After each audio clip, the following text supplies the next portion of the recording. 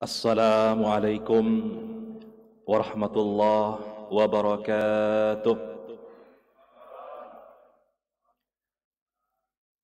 Alhamdulillahilladzi yaftahu lil-insani abwabal ilmi wal hikmah wa yasrifu anhum abwabal jahli wasyubhah ya madarikus syaitani wasyabakuh. Asyhadu an la ilaha illallah wahdahu la syarika lah, syahadatan tunirul qalba wal lisan. Wa ashhadu anna sayyidana Muhammadan abduhu wa rasuluhu wa safiyuhu wa khaliluhu wa habibuh, addal amanata wa ballagar risalata wa kasyafaha bil ghum.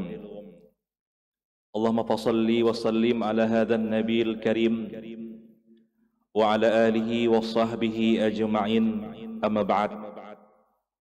Rabbi syrah li sadri wa yassir li amri wahlul 'uqdatam min lisani yafqahu qawli. Allah subhanahu wa ta'ala fi kitabihil karim wa huwa asdaqul qailin, a'udzu billahi as-sami'il 'alim minasy syaithanir rajim. Subhanalladzi asra bi 'abdihi lailan minal masjidil haram ilal masjidil aqsa alladzi barakna hawlahu linuriyahu min ayatina innahu huwas sami'ul basir. Wa qala jalla wa ala fi ayatin ukhra aqimis shalah innas salata tanha 'anil fahsya'i wal munkar. Al-ayah. Yang kami hormati Bapak Gubernur Aceh yang telah hadir bersama kita pada kesempatan yang berbahagia ini. Yang kami hormati Bapak Kepala Dinas Syariah Islam dan juga kepala dinas yang lainnya yang tidak kami sebutkan satu persatu. Yang kami hormati Imam Besar Masjid Raya Baitur Rahman serta para majelis imam yang lainnya, para alim ulama cerdik pandai, kaum muslimin, kaum muslimat yang dimuliakan oleh Allah Subhanahu wa taala.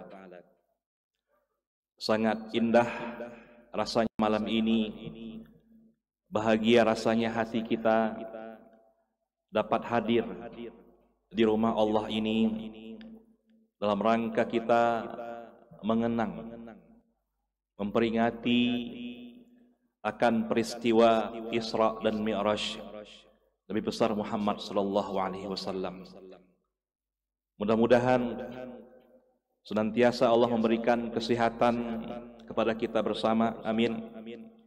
Semoga Omikron yang tadi disebutkan oleh Bapak Gubernur ini segera lenyap, berakhir dan hilang dari tempat kita ini, sehingga ke depan kita mudah dalam menjalankan ketaatan kepada Allah Subhanahu wa taala. Amin ya rabbal alamin. Salawat salam kita sampaikan kepada Rasul sallallahu alaihi wasallam, syafaatnya amat kita harapkan di hari kemudian kelak. Sesuai dengan firman Allah yang dibacakan oleh qari kita tadi yang sangat luar biasa dalam surah Al-Isra ayat 1, bahwa Allah Subhanahu wa taala menjelaskan Maha Suci Allah, asra yang telah memperjalankan abdahu akan hambanya, lailan pada juz'un minal lail, dari beberapa sisi malam, bukan keseluruhan malam, mungkin hanya beberapa daripada jam di malam tersebut.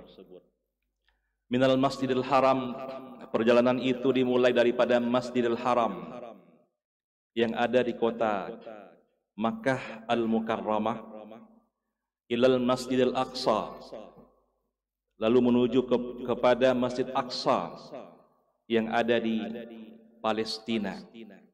Alladzi barakna haulahu, yang telah kami berkati di sekelilingnya, supaya kami memperlihatkan kepadanya tanda-tanda kebesaran kami. Sungguhnya dianya Allah itu Maha mendengar, lagi Maha melihat. Ini kira-kira terjemahan sederhana daripada surah Al-Isra ayat 1 ini, hadirin rahimakumullah.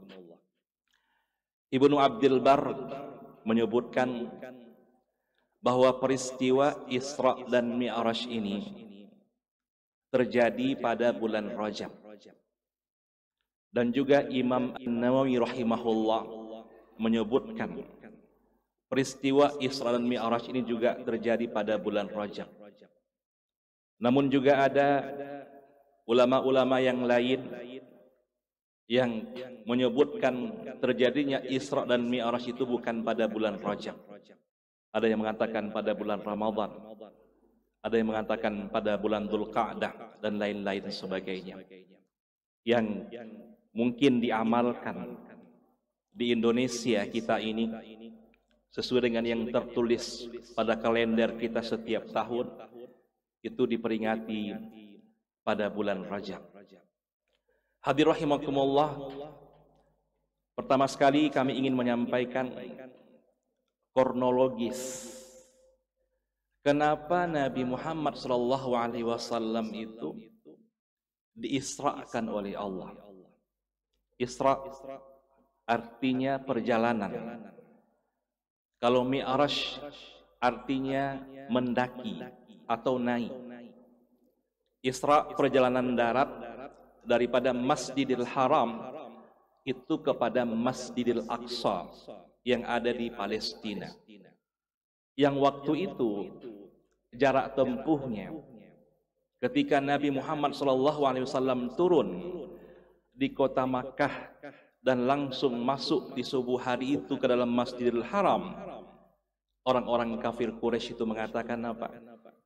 Tidak mungkin itu bisa terjadi, karena kami mengendarai unta dari Makkah ini menuju daripada Palestina lebih kurang memakan waktu 1 bulan.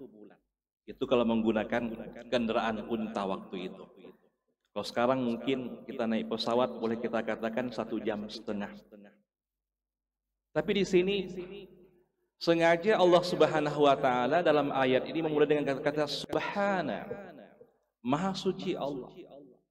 Allah lebih dahulu menjawab daripada tudingan-tudingan orang-orang kafir Quraisy yang mereka katakan tidak masuk akal itu, di mana kita membersihkan Allah dari segala kekurangan-kekurangan, dan itu bisa terjadi di sisi Allah Subhanahu wa taala. Maka Allah gunakan kata-kata subhana, maha suci Allah Subhanahu wa taala. Hadirin rahimakumullah, kronologis daripada Isra dan Mi'raj ini tidak terlepas daripada perjalanan dakwah Rasulullah SAW di kota Makkah, yang dimana dakwah Rasul yang awal mulanya disokong oleh 2 orang yang sangat luar biasa. Yang pertama itu disokong oleh pamannya Abu Thalib. Tapi pada tahun 10 kenabian Abu Thalib ini meninggal dunia. Kemudian penyokong dakwah Rasul yang kedua adalah istri beliau sendiri, yaitu Khadijah. Luar biasa sokongan Khadijah ini kepada dakwah Rasulullah SAW. Bagaimana sokongannya? Terutama dalam memberikan semangat kepada Rasulullah SAW. Ketika Nabi menerima wahyu, sebagaimana hadis dari Imam Al-Bukhari menyebutkan, di mana wahyu pertama yang diterima oleh Rasulullah itu membuat Nabi tergoncang hatinya, terganggu pikirannya, gundah gulana beliau. Maka beliau pulang ke rumah dan mengadu kepada istrinya, dan dia mengatakan kepada istrinya, wallahi laqad khasyaitu ala nafsi. Kata Rasul kepada Khadijah, demi Allah, aku sangat takut terhadap diriku. Ini menggambarkan kondisi daripada ya psikologis Nabi Muhammad SAW. Kemudian apa kata Khadijah? Ini sangat luar biasa. Kalla, wallahi innallaha la yukzika abadan. Sama sekali tidak. Sesungguhnya Allah itu tidak akan meremehkan kamu sedikit pun. Ini diantara bentuk hadir rahimakumullah, bahwa Khadijah memberikan dukungan, sokongan, penghibur kepada Rasulullah SAW. Kemudian juga harta Khadijah ini itu semuanya habis untuk dakwah Rasulullah SAW. Ini kalau ada sekarang dua tipe ini bagi ibu-ibu, ya. Pertama, selalu memberikan dukungan kepada suami. Suami itu capek bekerja, pulang dari kantor, ya. Jadi yang dibutuhkan oleh seorang laki-laki itu apa? Dia disambut di rumah dengan penuh keceriaan, dengan penuh kegembiraan, sehingga kita bisa menyampaikan keluh kesah kita kepada seorang istri kita. Ini sekarang, zaman sekarang terbalik, hadir rahimakumullah. Kita pulang ke rumah, menyampaikan keluh kesah kita kepada istri, istri juga berbalik menyampaikan keluh kesahnya kepada kita. Akhirnya, ya bukan selesai persoalan hati kita, bertambah pening, ya, akan kondisi psikologis kita, hadirin rahimakumullah. Makanya perlu seorang perempuan itu yang memberikan dukungan secara psikologis kepada suaminya. Begitu juga dalam gerakan dakwah, ya, seorang istri itu harus mau berkorban untuk menyokong suaminya. Hadirin rahimakumullah, pada tahun ke-10 Hijriah itu juga, 10 kenabian itu juga, Khadijah wafat. Berselang lebih kurang 2 bulan setelah wafatnya Abu Talib. Abu Talib wafat, 2 bulan kemudian Khadijah pula wafat. Maka tempat yang selama ini Rasulullah itu ada mengadu, menyampaikan curhatannya, ya, menyampaikan akan berbagai macam problem-problem kehidupan dakwah yang dihadapinya. Ini tidak ada lagi. Hampa sudah, hadirin rahimakumullah. Maka pada waktu itu Nabi Muhammad SAW berupaya untuk mencari sokongan. Salah satu sokongan yang Nabi itu lewati, Nabi pergi ke Taif. Tapi sampai di Taif, orang-orang Taif itu membariskan anak-anak, membariskan orang tua, dan masing-masing mereka diberikan batu dan melempar Nabi, hadirin rahimakumullah, sampai kening Nabi itu, ya, mengalirkan darah, terluka, hadirin rahimakumullah. Dibantu, ya, oleh salah seorang daripada sahabat beliau bernama Zaid bin Sabit. Beliaulah yang menjadi tameng untuk melindungi Rasulullah SAW. Berat dakwah ini. Kalau kita sekarang ini hanya menikmati dakwah itu, ya, ceramah seperti ini ber-AC. Nabi dilempar, hadirin rahimakumullah, berdarah. Dalam keadaan beliau ingin mencari sokongan, ingin mencari dukungan, tapi malahan beliau itu dilempar. Akhirnya Nabi pergi dan dia mengadu kepada Allah Subhanahu wa taala. Ini ungkapan syairnya panjang. Ya, di antaranya itu dia mengatakan apa? Allahumma inni ashku dha'fa quwwati wa qillata hilati wa hawani 'alan nas ya arhamar rahimin ya rabbal mustad'afin ila man takilluni. Dia mengatakan bahwa dia curhat kepada Allah Subhanahu wa taala bahwa dirinya itu diasingkan oleh orang, dia dikucilkan, Maka dia mengadu kepada Allah, wahai Tuhan, orang-orang yang lemah kepada saya, siapa saya mengadu? Orang-orang bumi itu menolak Rasulullah SAW. Maka kalau saya sampaikan ya, dakwah kita saat ini lempang-lempang saja, mudah-mudah saja, alhamdulillah. Tapi inilah yang dialami oleh Rasulullah SAW. Ketika dalam kondisi seperti itu hadir rahimakumullah, Allah membuka jalan. Seakan-akan mengatakan kepada Nabi Muhammad SAW, wahai Muhammad, meskipun penduduk Makkah mengusirmu, meskipun penduduk Taif itu mengusirmu, tetapi pemilik langit itu membuka lebar-lebar pintunya untuk datang naik ke sana dan menghadap akan Allah Subhanahu wa taala. Maka bumi menjadi sempit bagi Rasul, tapi Allah membuka langit yang selebar-lebarnya untuk Nabi bisa melakukan Mi'raj. Maka kemudian Rasulullah SAW di-mi'rajkan oleh Allah Subhanahu wa taala. Ini lebih kurang ya sejarah singkatnya, karena memang ini dibatasi oleh panitia, sudah dibisikkan. Ini Ustaz ceramahnya 25 menit. Ini satu versi. Versi yang lain 45 menit. Saya juga bingung mana versi di antara dua ini yang saya pakai. Nah, yang penting jalan dulu ya. Kalau nanti memang nampak jamaahnya itu udah agak gelisah, berarti tandanya saya juga harus turun, begitu hadirin rahimakumullah. Nah, apa tujuan Allah Isra'kan, Allah Mi'rajkan Rasulullah SAW? Ini poin ketiga hadirin rahimakumullah. Apakah sekedar untuk menggembirakan Rasul? Tujuan utamanya ada hadiah yang ingin diberikan kepada Rasulullah SAW, yaitu adalah salat 5 waktu sehari semalam, yang awal mulanya itu 50 waktu sehari semalam.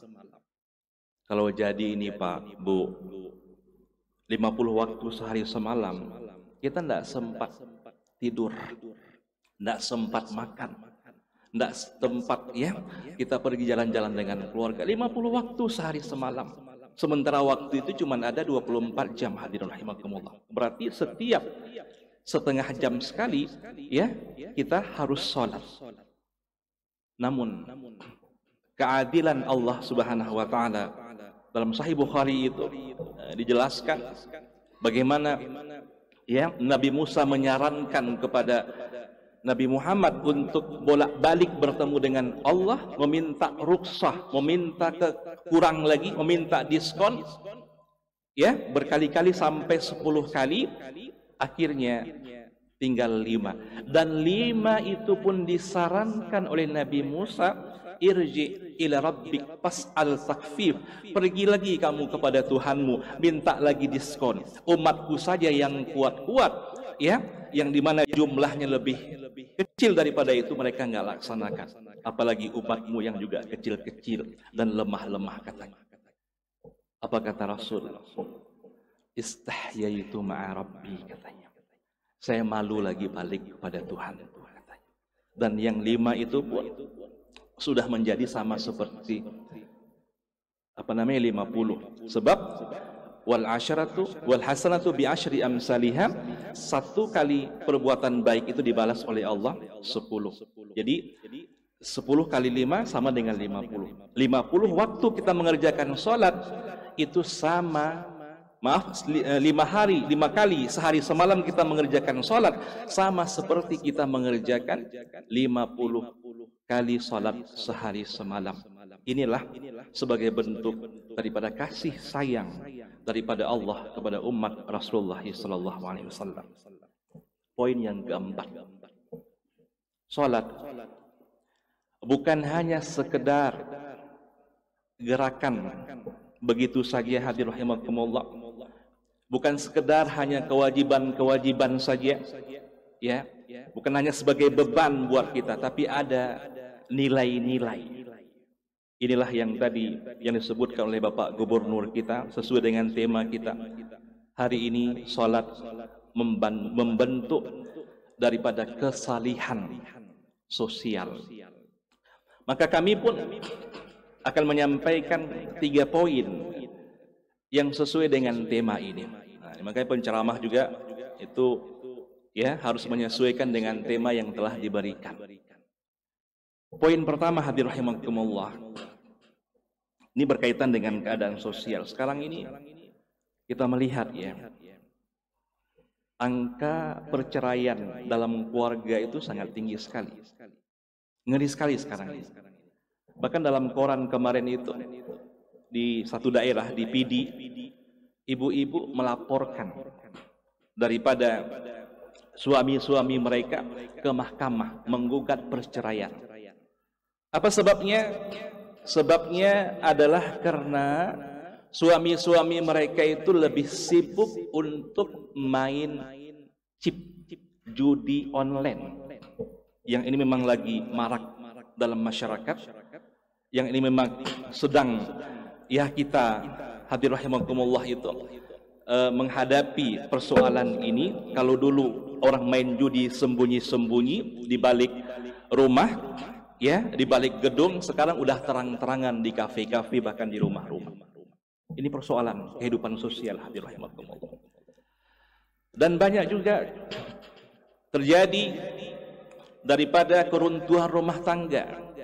Ada istilah sekarang ini pelakor istilahnya, perebut laki orang. Jadi ini macam-macam ya. Jadi terjadi perselingkuhan dan lain-lain sebagainya. Nah, hadirin rahimakumullah, salat itu yang pertama sekali itu menjamin kebahagiaan, menjamin kesejahteraan, menjamin daripada ketenangan bagi orang-orang yang mau melakukannya. Kalau tadi Nabi hadirin rahimakumullah di mi'rajkan oleh Allah disebabkan karena beliau menghadapi persoalan psikologis, goncangan disebabkan karena umat yang menolak dakwah beliau, dan beliau dalam keadaan ya kacau balau pikirannya, dan juga istrinya yang beliau ya cintai meninggal dunia, dan pamannya tercinta juga meninggal dunia. Maka Allah kasih melalui salat ini. Ketika Nabi hadirin rahimakumullah kemudian turun ke bumi, dan persoalan itu menjadi selesai dengan salat. Hadis sahih riwayat Abu Daud mengatakan apa? Kana an-nabiy sallallahu alaihi wasallam idza hazabahu amrun shalla. Nabi Muhammad itu apabila beliau menghadapi sebuah persoalan besar, maka beliau salat. Kalau ada problem apapun, beliau salat, ngadu sama Allah.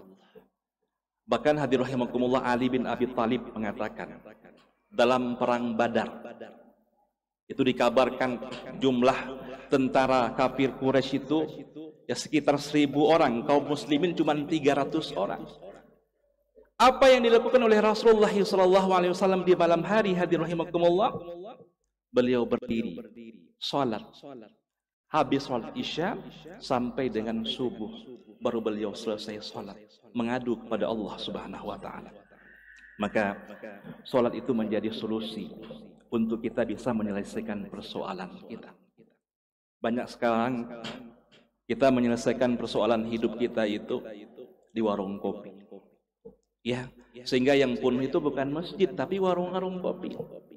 Banyak kita menyelesaikan persoalan hidup kita itu di HP. Ya, bermain judi online, chip tadi dan lain-lain sebagainya. Maka itu tidak menjadi solusi. Islam kalau ingin hidup itu tertata, sosial dengan bagus, ya, berjalan ekonomi dengan bagus, maka sholatlah. Dimulai daripada ayah yang sholat, kemudian dia perintahkan anaknya yang sholat. Maka Allah sebutkan dalam Quran itu, wa'mur ahlaka bis-salati wastabir 'alaiha. Perintahkanlah keluargamu ya untuk sholat dan bersabarlah atasnya.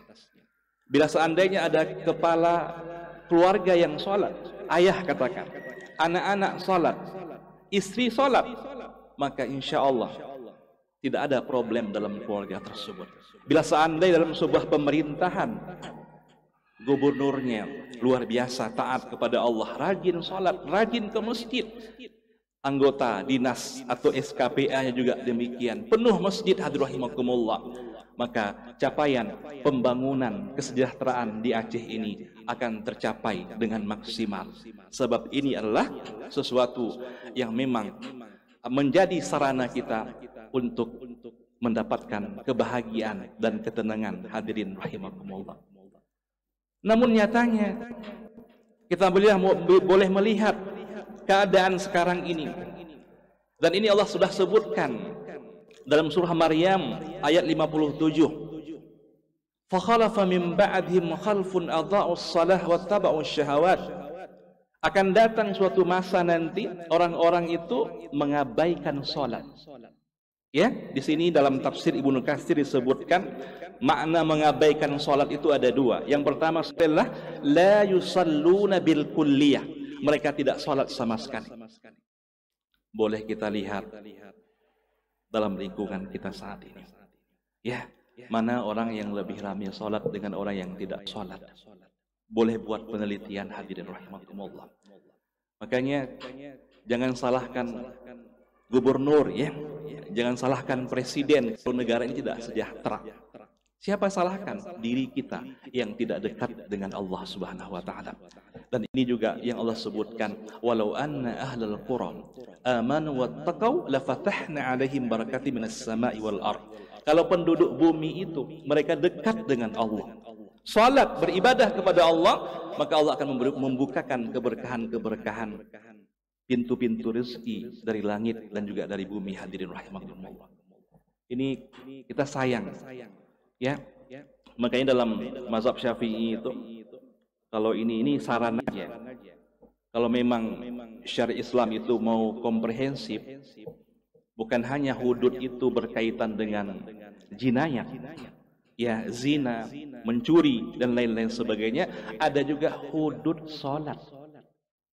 Karena dalam mazhab Syafi'i, bila orang itu meninggalkan salat, ya, dengan bermalas-malasan, maka wajib kepala negara itu atau pemimpin itu untuk datang menyuruhnya dia salat.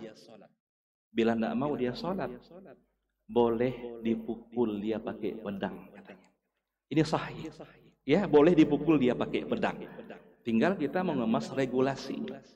Kita melihat sekarang ini warung-warung kopi, maaf kita katakan, ya, memang waktu azan maghrib itu dia tutup pintunya saja, tapi dalam masih beraktivitas. Ya, ini coba kita melihat, hadirin rahimakumullah. Maka oleh karena itu, poin pertama ini kami mengajak seluruh hadirin hadirat dimanapun berada, jangan tinggalkan sholat.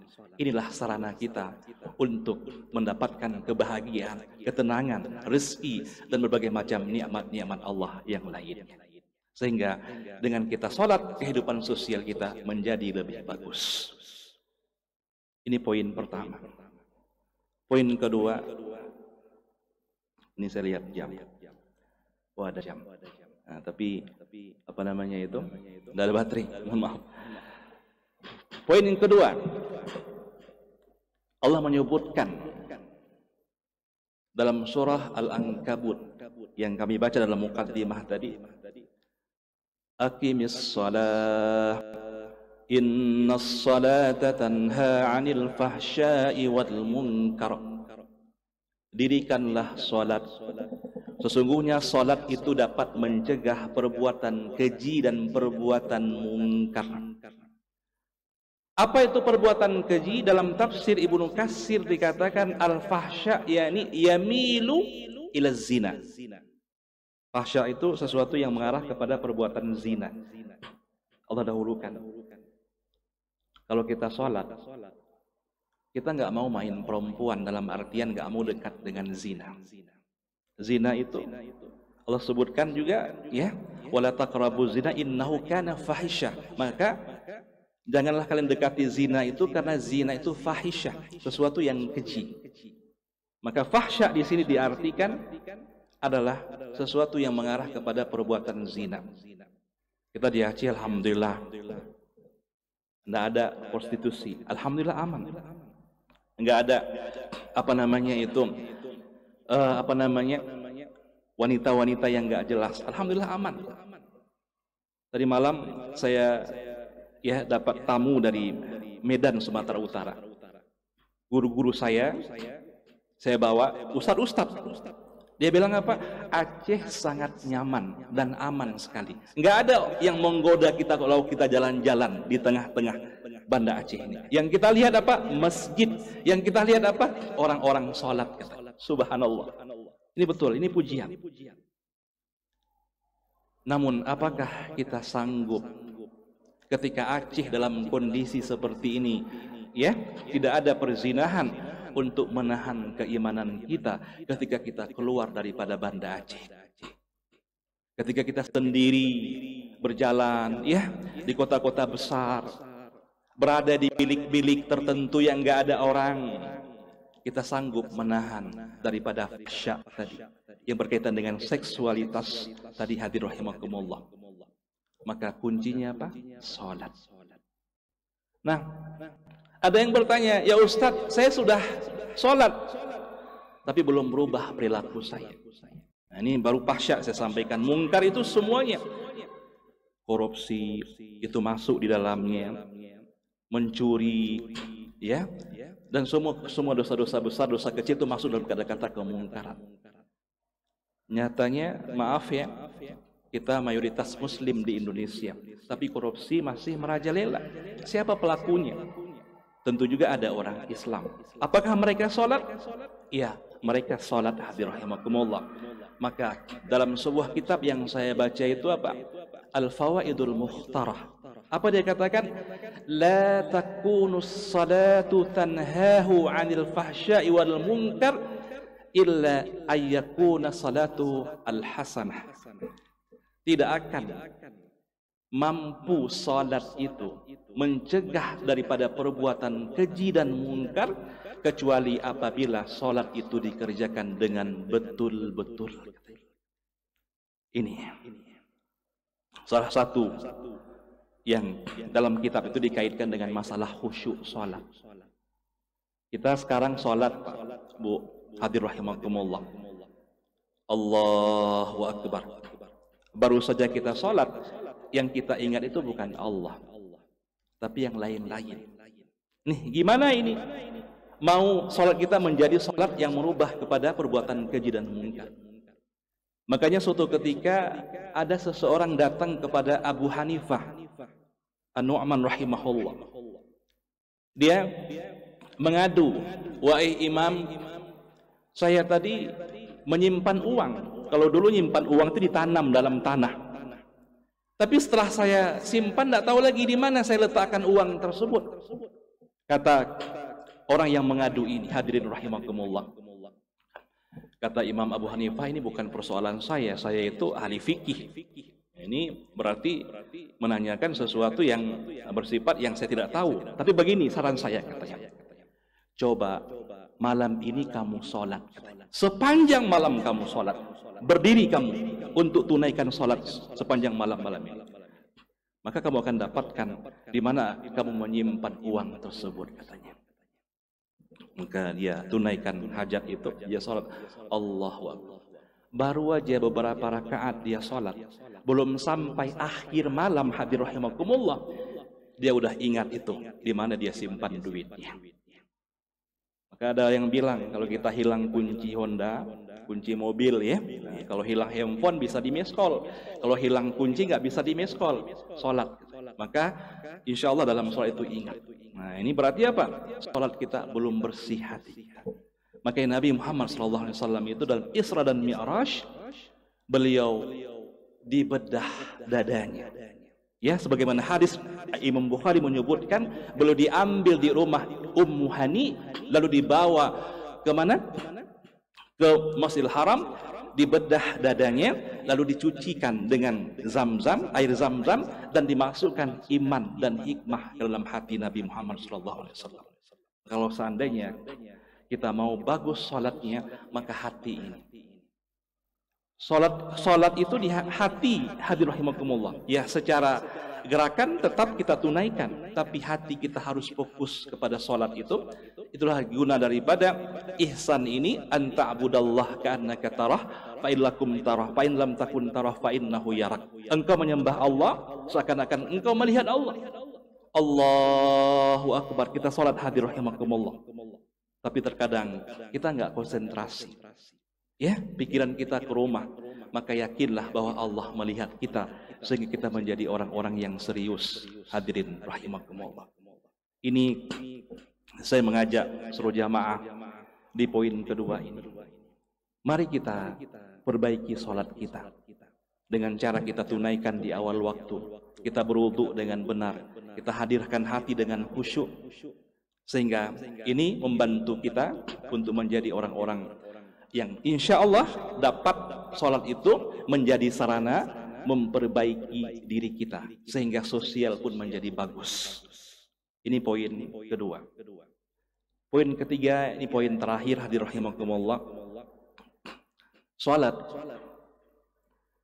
itu sebagai pemersatu umat. Dan saya tadi menyimak sambutan Bapak Gubernur, ya, luar biasa, bahwa salat itu bisa menyatukan umat. Lewat apa disatukan umat dalam salat ini, hadir rahimakumullah? Melalui salat jamaah. Ini dia.